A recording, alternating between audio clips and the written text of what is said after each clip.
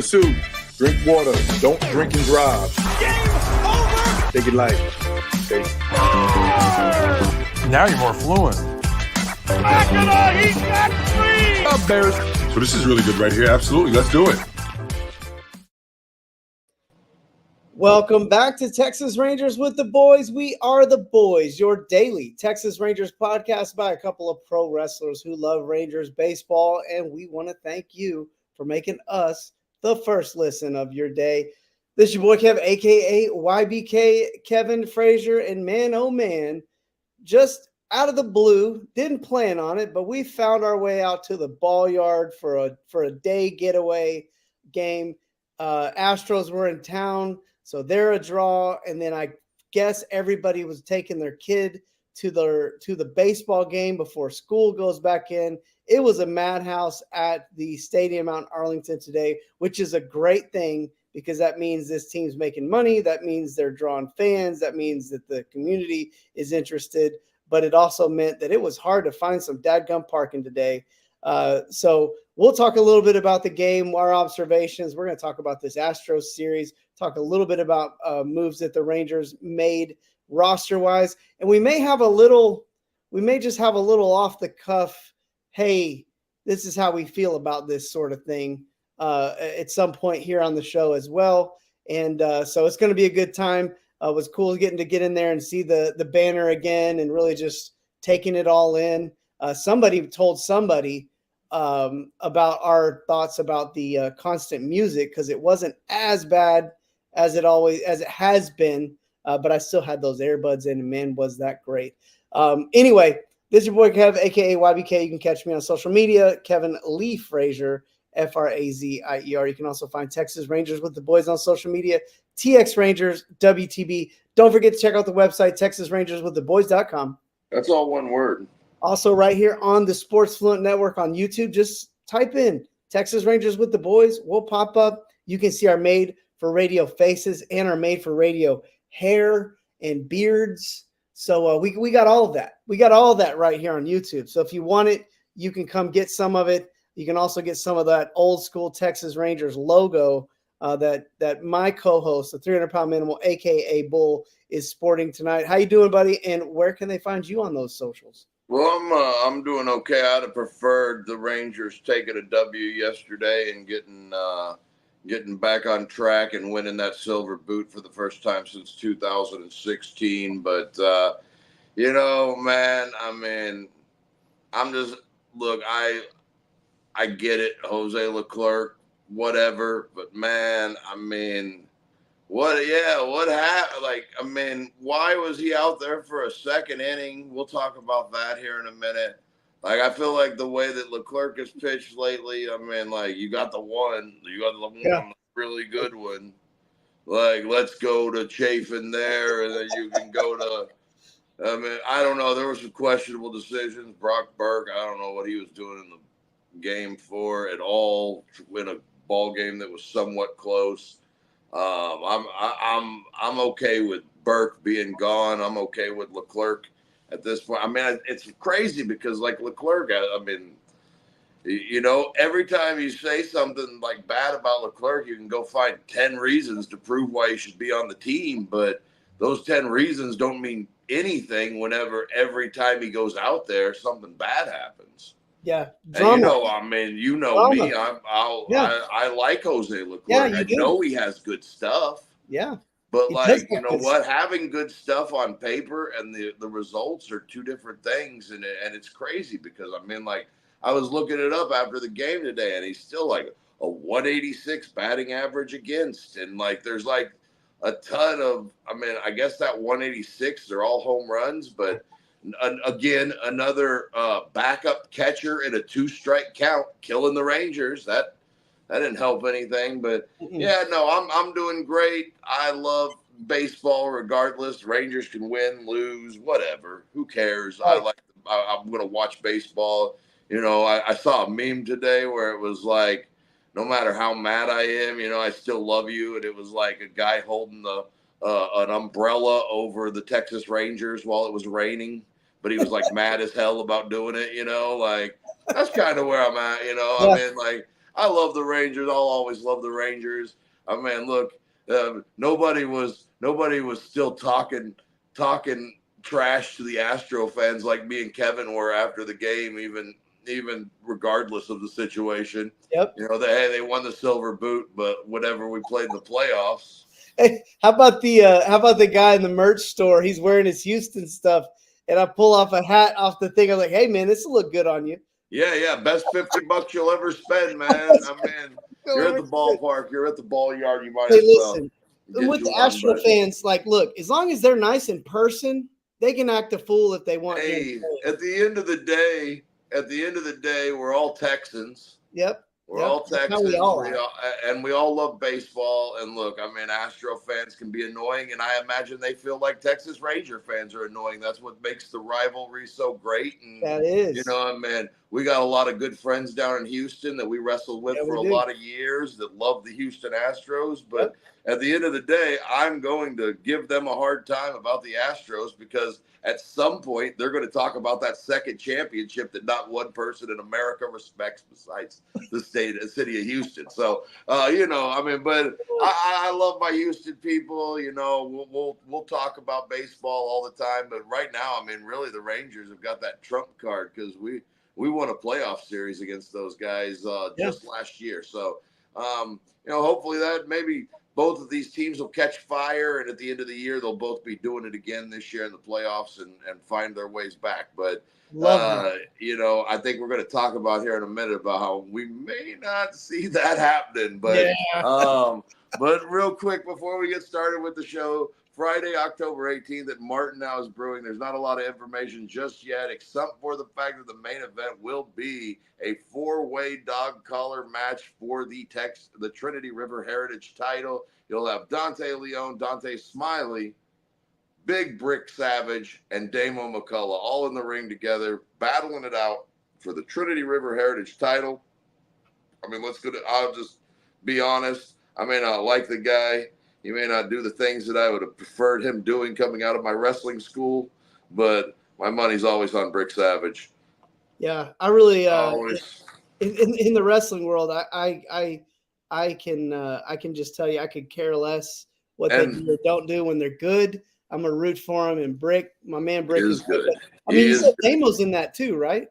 Yes, Damo is in that too. I can go for both of those guys. And I'm not gonna lie, I'm a big Dante Smiley fan, and I like Dante Leon's work a lot too. I like the fact that Dante Leon looks when he does things that are a little bit different than everybody else, they look fantastic while he does them. Mm-hmm. So I'm a big fan of his. If he got in the ring there with me, I'd probably slow that down a whole bunch of what he does. But, you know, that's just part of wrestling a 300-pound man that doesn't give a But anyways, Starry's Ice Cream will be out there. They're going to have food on site. I'm not exactly sure who it's going to be just yet, but as we get more information, I'll pass it along. That's Friday, October 18th at Martin House Brewing Company right there on the Trinity River in East Fort Worth, right off of 121 in Sylvania. So come on out for a big time of pro wrestling. I'm going to be out there. Don't know in what capacity just yet, but at the same time, last time I didn't know what capacity either, and I had to beat up some guy for just being a guy. Well, there's an outside chance I might be there. Hey now. The whole gang is there. All the boys are there. Possibility, and if we're there, you know what we want you to come talk. And we talk. It's Friday, October 18th. It's the big 2-year anniversary show. Pretty much like about the third show that Matt War Pro did. We started picking up and promoting for the guys, and they've been a good sponsor for a couple of years now. And we hope that nothing but good things for our guys over there at Matt War Pro. Well, speaking of wanting nothing but good things, so Tyler Molly gets put on the 26-man and the 40-man roster. So somebody had to go, and that somebody wasn't shocking who went. Walter. Walter. I mean, it wasn't shocking that he was optioned to Walter Pennington optioned to Round Rock. That's not the shocker. I don't think it's a shocker that Andrew Kisner was released from the 40-man roster. They've got that option with Sam Huff that they got one more year with him, and even with Carson Kelly in here, that's just through the end of the year. We talked about this earlier. Jonah Himes just right now getting into his second year of arbitration, so he's got 2 more years of club control behind here. Sam Huff still has, like 3 or 5 or 6 more years of control. So it's not a big surprise that Andrew Kisner was the DFA. He just really never performed at the major league level this year. And I'll admit when I'm wrong, but at the same time, I mean, not wrong, but hey, don't spend a whole bunch on a backup catcher. It's not going to be a big deal. Jonah Himes is going to be a superstar, blah, blah, blah. Now, Jonah Himes has been one of the worst hitters in all of baseball this year. And, I was completely wrong on that. And, I mean, it happens. And, I'm thinking, hey, Kisner's great as a backup catcher. You don't need much from him, but you never got anything from him. No, and you didn't know. I mean, in all fairness, I didn't expect him to have that big of a drop off in his production. I mean, I don't think anybody did, but Kisner just wasn't ever, just kind of almost a microcosm of the Rangers season this year. It almost seems like every move they made in some ways on the offensive side in the offseason hasn't worked out really. Now pitching wise, they've made some good moves that have worked out. Obviously Robertson and Yates. But it's kind of, just kind of a microcosm of what happened with this offense this year. And nobody, I knew they were going to regress. I didn't see how they couldn't, but I don't think anybody thought that they were going to just fall off the map. And so Kisner just kind of another kind of casualty of that. And it is what it is, man. But I mean, we might as well. Is there any more team news? I was gonna pass along, since we haven't been doing the top 10 on the farm system stuff this past couple of weeks. Really nice performance from Alejandro Rosario again tonight. 3 hits, a couple of runs over 7 innings. So nice to see him working deeper into games. Big fan of that kid. You're going to find out how big of a fan I am of him in a couple of weeks whenever we drop down into that top 10 of the Texas Rangers with the boys' top 40 prospect countdown. Well, and I mean, Rosario, to be honest, he's a college guy. If he blazes through that system, he's not a guy that I don't think he's a guy that I think could help this team out. Yeah, he's 22, so I would not be shocked if we see 3 levels of baseball this year between Down East, Hickory, and Frisco, because he hasn't really hasn't hit any kind of wall at Hickory just yet. And Hickory's starting to get some runs. Malcolm Moore and Dylan Dreiling sent all the way to Hickory here for their first assignment. And I saw that Casey Cook and a handful of guys getting sent. Our boy Raffy Parrish being sent to Down East. So bats are on the way for these teams. And also, real quick, our little buddy Anthony Gutierrez is starting to pick it up there at Hickory. And I think one thing everybody talks about how big of a deal it is that Sebastian Walcott is playing high A baseball at 18 years old, but don't forget that Anthony Gutierrez is just 19 years old playing in high A baseball too. So I thought I'd give everybody a little farm talk today, since it's the future is coming, because we saw that the present now is kind of in a weird spot for the Rangers. And, pitching wise, when you see guys like Rosario and those guys, you start getting excited, because the idea is that they're going to need pitching soon. Yeah. And they're going to need some of these prospects to start working out too. I would love that. Right. We really need to see that happen. Well, we had kind of talked a little bit off air just about just kind of the state of the team, and getting through this Houston series, and then really looking at the calendar, the upcoming calendar as well.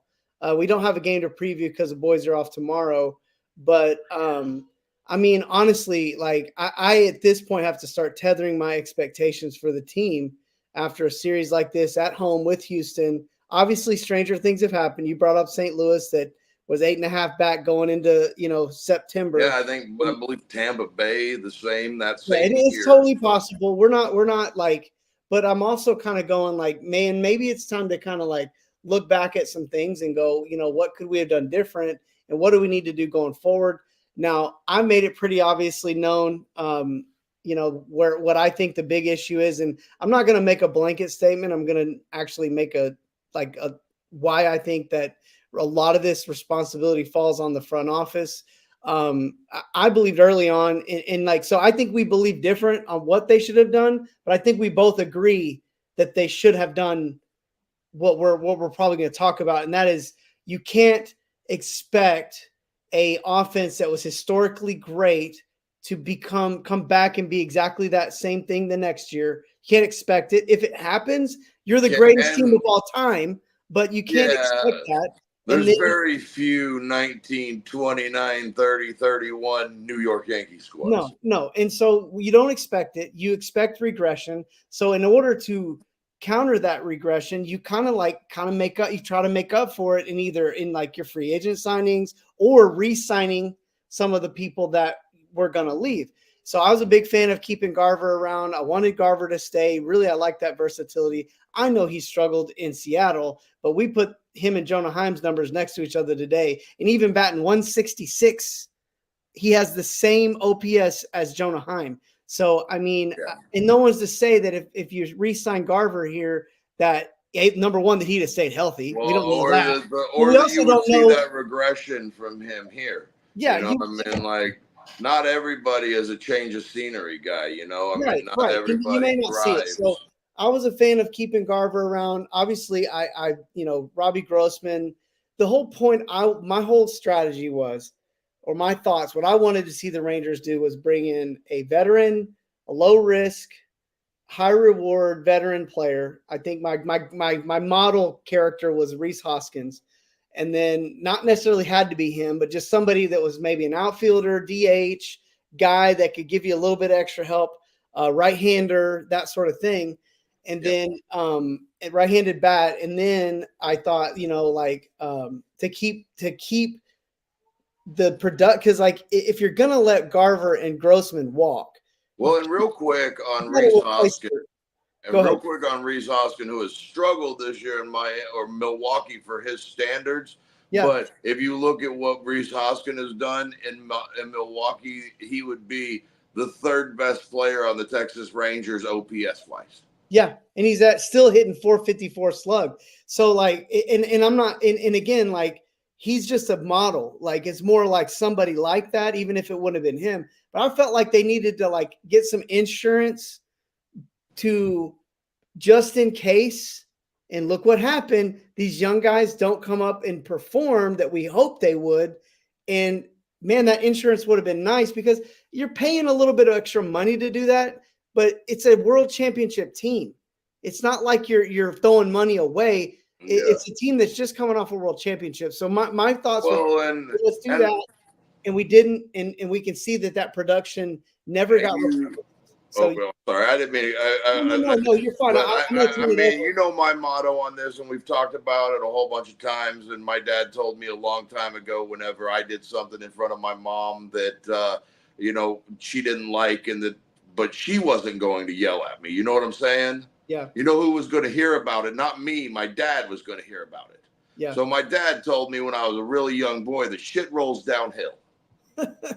That if he's going to get yelled at about some dumb stuff that I did, guess who's getting yelled at about it next? Yep. And that it rolls downhill. And when Ray Davis comes out and says, we ain't spending no money because we don't have a TV deal, that rolls downhill. Yep. And it affects Chris Young and the front office guys, all of his guys in the GM. That affects Bochy and what he can do with his lineup because CY can't get him the players that he needs into the lineup. It affects the players because they don't have that spark in their lineup that can get everybody going and make hitting feel like it's a contagious thing again, like it did last year. And then it goes all the way down. You know what I'm saying? So it starts at the top with Ray Davis cutting money off whenever they just won a world championship. They're still in a brand new stadium. You know damn well the revenue for this year is going to be higher than the Rangers have had probably since the early 90s when they opened the ballpark in Arlington. Yep. So I feel like that it starts at the top with Ray Davis, and the moment that he pulled that, we don't have a TV deal into the future, we can't spend money, is the moment that it handcuffs everybody, and the Rangers turn into what they are, where one injury to Young makes everybody feel like the whole season's a loss because he misses 100 games. Yep. And the Rangers aren't losing games because Josh Young isn't in the lineup. Mm-hmm. The Rangers didn't lose 60 games over the course that he was out of the lineup because he wasn't in the lineup.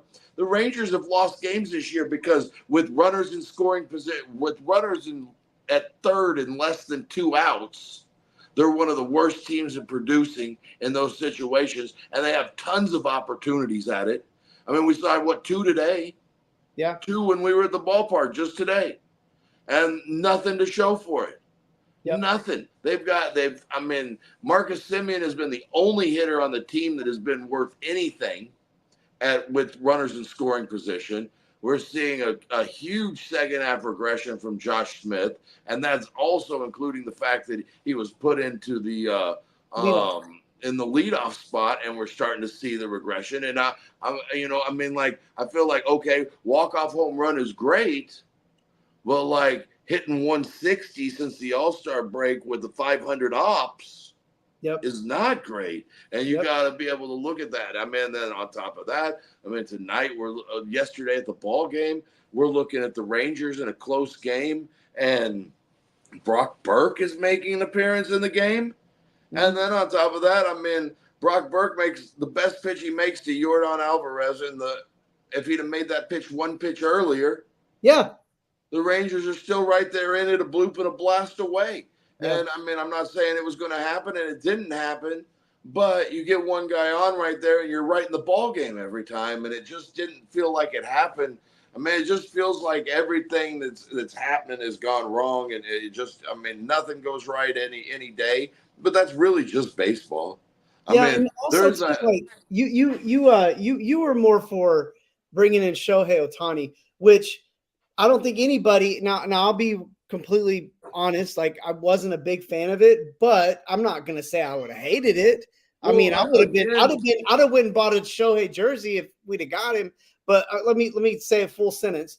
So like, I bet nobody was more mad than you when you saw that back end contract that he got with LA, and you're going, well, that was exactly what the Rangers needed. That's exactly what they needed. But the thing is the reason why that deal isn't going to work with the Texas Rangers is because he signed that deal so they would go out and sign Yamamoto, and they would bring in Teoscar Hernandez, and they would go out and take a chance on Paxton, and they would do they went and made moves on top of that. And I'm not saying that the Rangers, look, I don't know. Teoscar was on a 1-year deal. The only one they spent a whole bunch of money on was Yamamoto. But, Teoscar, Paxton, all the guys that they brought in to be around the team or to be helpful, that's not nearly, it's about the same as Robertson and Yates minus the minus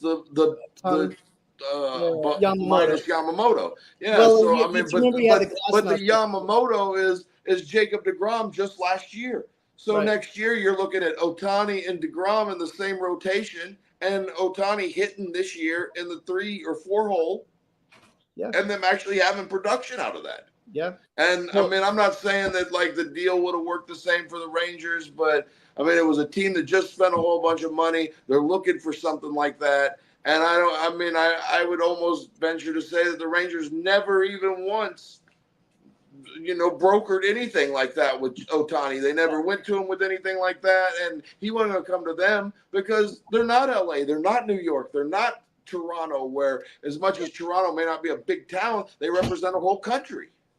Yeah, no, you're right. And I think what we're both really saying is that I think it goes back to the point that like they let production leave and the whole plan was we hope. We hope. Yeah, We hope. And they that's were- not business, man. Like the hope should be backed up with a backup plan if it doesn't work out.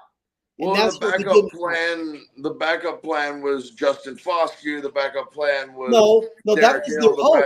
yeah. That was the risk because we don't know what those guys can do. Right. That's The backup what, plan and that's should what I be was getting at was. 3, 4. Yeah, exactly. Yeah, you're. Well, that's agreeing. what I'm getting at is it's not a veteran bat. The veteran bat they bring back is Travis Jankowski, and like ain't nobody impressed with that. I mean, like No, I'm not. he I wasn't love supposed to be a Travis bat, though. Jankowski, and that's not saying that I don't love Travis Jankowski because I do. I think he's a great fifth outfielder. Right. I think he's a fourth or fifth outfielder, a guy that can go out and play great defense. He can run for you late in the game. He can do a lot of really good things that are important on a baseball club.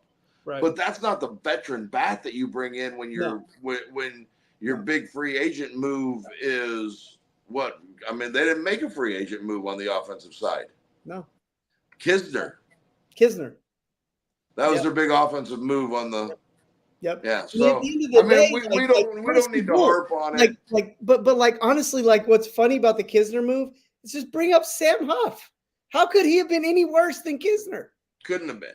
There's no possible way. There's no way. No possible way. I mean, No Sam way he Huff. could have been. I mean, honestly, can we really? I mean, venture to say that there's no way that Sam Huff could have been any worse than Heim has been this year.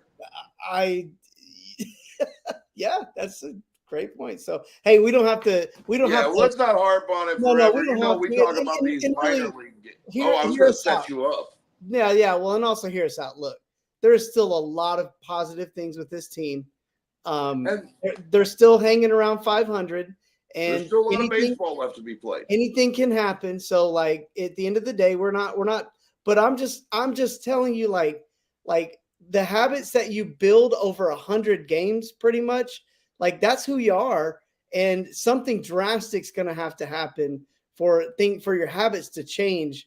And right now, after watching the game live yesterday, this team is who they are, and they keep doing the same things over and over again. 7, 8, 9 killing you, backup catchers killing you, and third base you can't get a guy in. You can't get guys in with one out on third base. And It's 0-2 counts. Yeah, 0-2 counts. Home runs. Man, 0-2, 0-2, 1-2. I mean, not just home runs, but Brock Burke laying a fastball and a slider in the exact same spot to Bregman right over the plate in an 0-2 count. I mean, little things like that. Location is so important. And look, I mean, as we can see, the Rangers have me drinking, but the farm system keeps it real. So I'm going to send it over there to you. I mean, the Rangers farm system also ranked 27th in the game right now, which is, I think they're not looking deep enough into some of these pitching prospects that they're starting to come around with. So we'll see. But I'm gonna let you tell everybody about what we're doing over on the premium outlet. Yeah, Down on the Farm with the Boys. It's our exclusive content where we cover all things Rangers minor league. Go check it out. It's on our Spotify page. Just $1.99 a month. You make us your one-stop shop for all things Rangers organization-wide. Right now, we're getting into the top 40 prospects in the farm system, and I think it's going to be a fun. Really, the next 12 months is going to be really fun with this farm system because really we're seeing kind of like a changing of the guard. So a lot of these players that we were talking about last year that were young guys that were way, that felt like they were pretty far away. Like we're talking about by this time next year, we're talking about when those guys are going to be projecting to play Major League Baseball, and some of them will be playing Major League Baseball. So top 40 prospect list, we've gone through number 40 through 31. This upcoming week, we're going to go through 30 from 30 to 21. So we're going to cover the next 10 and go right now, and you'll get to listen to who those 40 players are, or I'm sorry, those 10 players are right now on the top 40 list. And I don't know why I can't talk right now, but you get what I'm saying. Go check it out.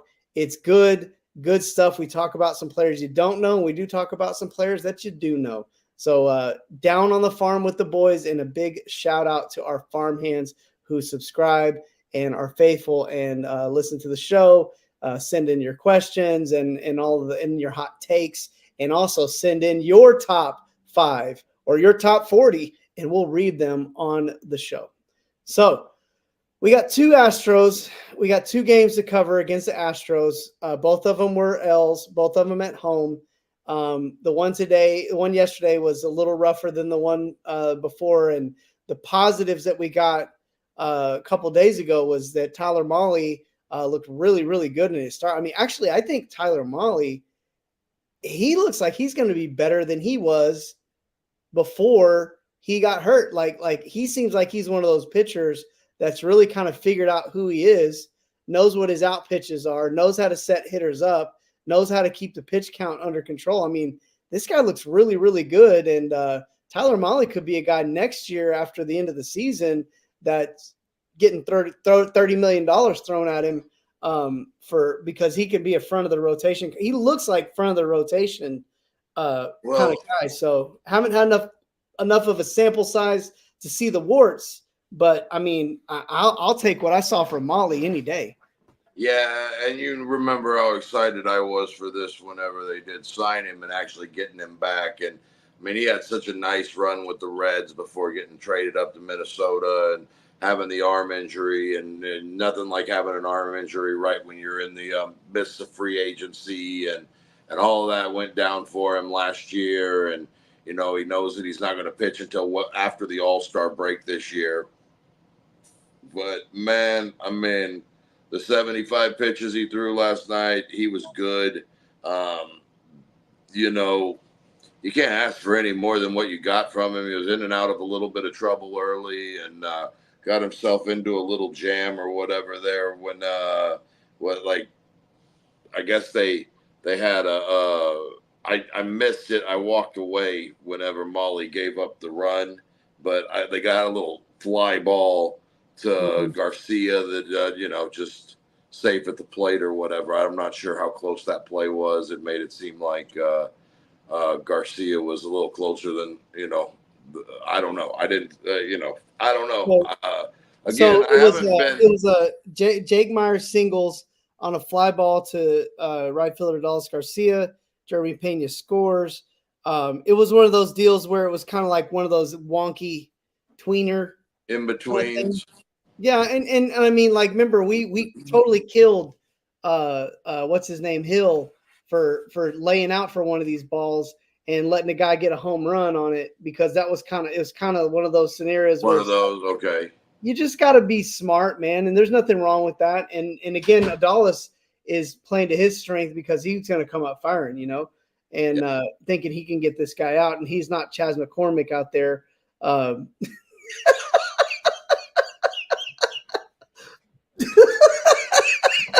It'll always be funny forever. Al Bundy stuff right there. It'll be funny forever, dude. That was be some funny Al forever, Bundy. bro. Yeah, like I loved it. Yeah, the Rangers had some trouble hitting the baseball last night, or Night 2 before. nights ago. Yeah, a couple of nights ago against Framber. And don't get me wrong, Framber, that curveball was really working. He was having his whole slinging night. it up there. Yeah, there was.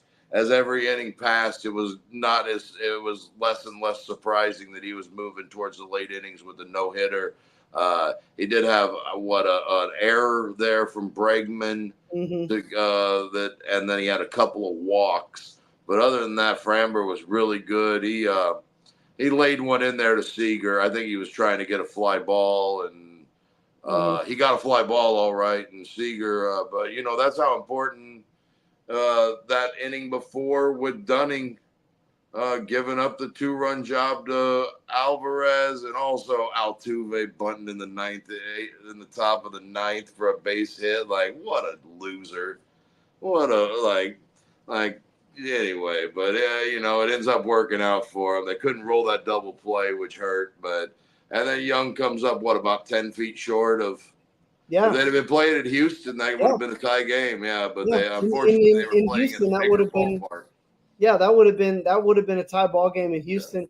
Up here in Dallas, we played a man-sized ballpark, so that didn't quite leave the yard. Yeah, and this game, one of the things too, like the Seager home run was great. It was funny because Framber has to hate the Rangers because he just even when he has a no-hitter going, dude becomes the talk of the town, really talk of Twitter, because Seager was like trending number 4 night before last. Yeah, well, it was a lot because ESPN had congratulated Framber Valdez for his no-hitter right before the third out there, and Seager put one in the stands. So congratulations to ESPN for being the dumb shits of America every time when it comes to sports. Excuse my language. The Rangers have me drinking. Well, I'll say what with Framber, he hates the Rangers because it's just, I don't think any team has given him more fits. And so now he's finally getting his due at our home park, on the road, in front of our fans, on a no-hitter, and Corey Seager comes out there and says, in typical Stone Cold fashion. But I'll say this. Here's the part about this game that bothered me, is that Ranger fans were treating it like that was actually a win. Like we were excited about Seager breaking up the no-hitter. And in my mind, like that's mindset like that. No, man, like we almost got no hit on our home turf by our rivals. Like, I think in the midst of the situation, you can be cheering for it and excited about it because it's a home run first and foremost, and it breaks up a no-hitter. But like the idea that that's some kind of win, man, it's a win if Josh Young gets that ball to fly out of the ballpark in the ninth inning and we see more baseball. That would have been a win. If we would have seen the Rangers get Jake Myers out a couple of times, that would have been a win. There would have been different things that would have put them in a situation where they would have been even getting no hit going into the ninth inning in a 0-0 ball game, and they're not throwing Dane Dunning out there for his fourth inning of mop-up work. Right. Because it didn't look like the Rangers were going to get anything going at all. They did make it a safe situation. They got to Josh Hader. Good at bat from Marcus Semien to get that walk and get himself on base in front of Josh Young, and Josh Young gave it a ride. It just it held, but it was ugly. It wasn't a very good performance by the Texas Rangers bats, but the pitching staff was pretty good. I mean, Dunning wasn't tremendous. Would have loved to have seen him stay out of that home run in the ninth inning, but I mean, I'm gonna be real with you, Bull. Like, I was joking around on Twitter, like, dude is out there throwing BP as far as I'm concerned. Like, well, he's got a good cutter and moves a whole bunch. 9 base runners in 4 innings. I mean, he was not there. There was no. To me, watch it. It just wasn't very competitive. I think, and like this is my kind of opinion on Dane Dunning. He's very much like Martin Perez, where lots of base runners. You're hoping for that double play on a cutter that he gets somebody off balance on, and sometimes it happens, sometimes it doesn't. Sometimes it turns into a handful of hits that turn into a run or two, and then sometimes he's and this year he's been so much more susceptible to the home run ball than he was last year. And I mean, look, that ball Yordan Alvarez hit might as well have went to the moon. Yeah, that thing was a bomb. 87 miles an hour, man. Like, are you kidding me? Like, to Yordan Alvarez, what do you think? That's BP. That's home run derby for him. So Valdez moves out to 11-5 the other night. He's got a 3.46 ERA. Molly falls in his first start, but he really pitched well enough to get a win the other night. Yeah, very much so. First loss of the season, 1.80 ERA after one start, and Josh Hader collects the save, his 23rd of the season. Now let's get to yesterday afternoon. Yeah.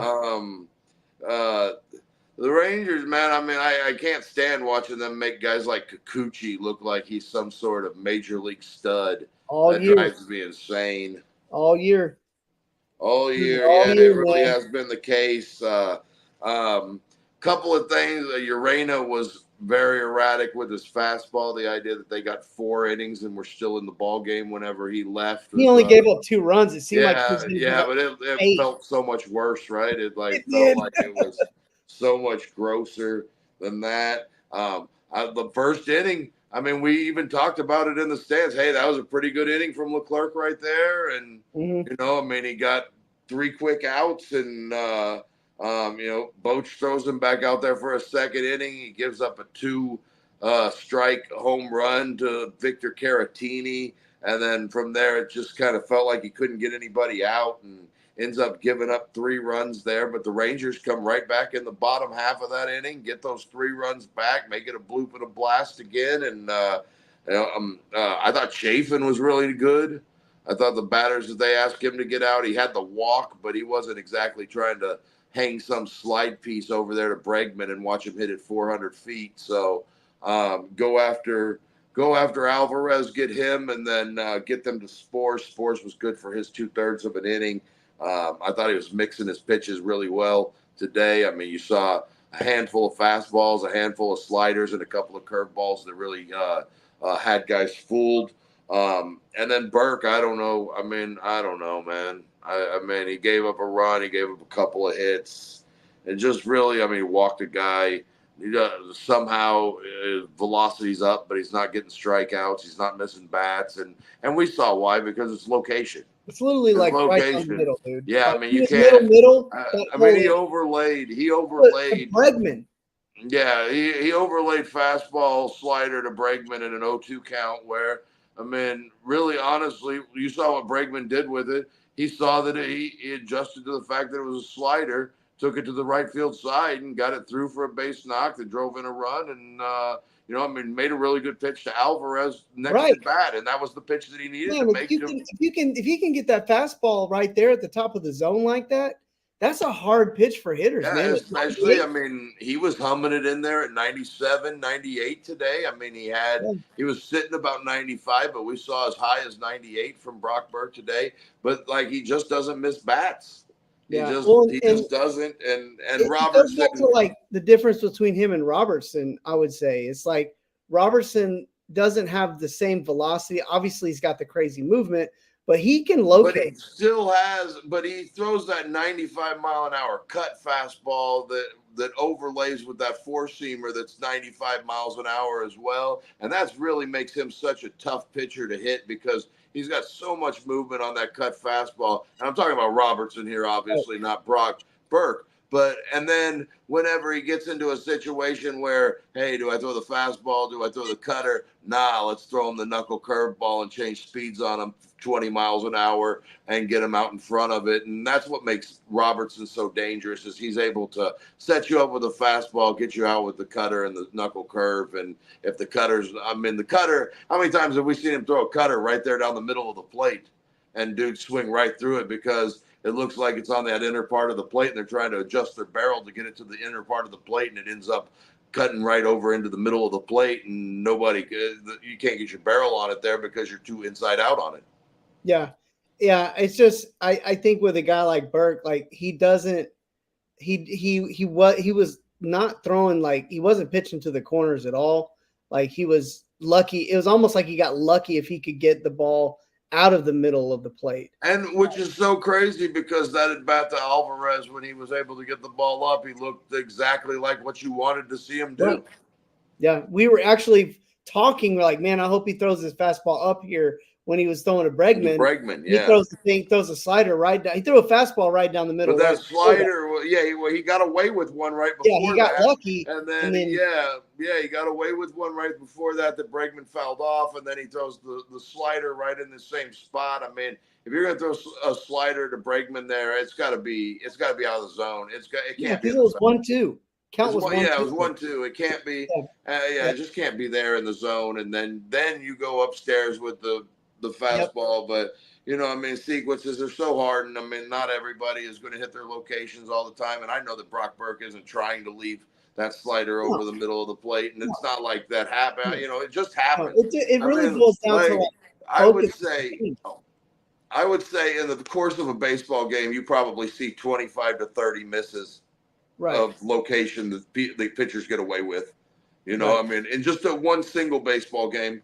You're seeing 200 pitches in a game, 250 to 275 pitches in a game, and for the most part, probably between 30 and 50 pitches every game that a pitcher gets away with hanging a slider, hanging a curveball, throwing a fastball middle, and on 0-2, stuff like that. I mean, you see it and it's hard to hit in the big leagues.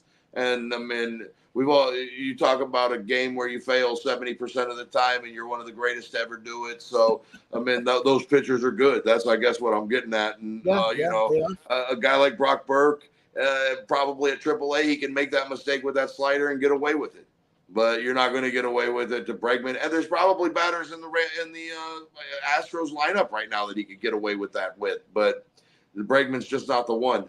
And he got him there. That adds an extra run. Yeah, go ahead and wrap this thing, man. Let's wrap it up. Rangers lose. Kikuchi gets the win. He's now 5-9 with a 4.62 ERA. But the last two times he's faced the Rangers, he's looked like Cy Young.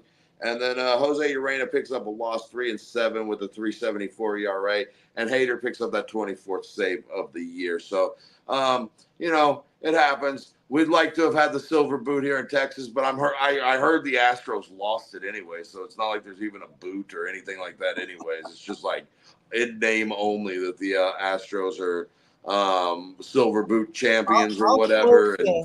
I'll quote one of those little kids, one of the younger kids in front of us when I talk about the game. Rangers fought hard in this game. Like, I felt like they did fight, like they did, but just honestly, like got outplayed by Houston in just little things against a good team. Here we're talking about the Brock Burke scenario and some of these little things, like they just start to add up. Urena coming out so tough with a rough start, and then you're kind of playing catch up the whole game. And second inning of Leclerc that didn't go well. Yep, second inning of and it is what it is, man. Now that, Kevin, is why I am enjoying a nice cold Miller Lite this evening. Well, and this is not a Miller Lite commercial, but I will say that Rangers still can get their stuff together. But there's still time. We'll preview their trip to New York, and really we'll probably talk a little bit just about what this next handful of games is going to be.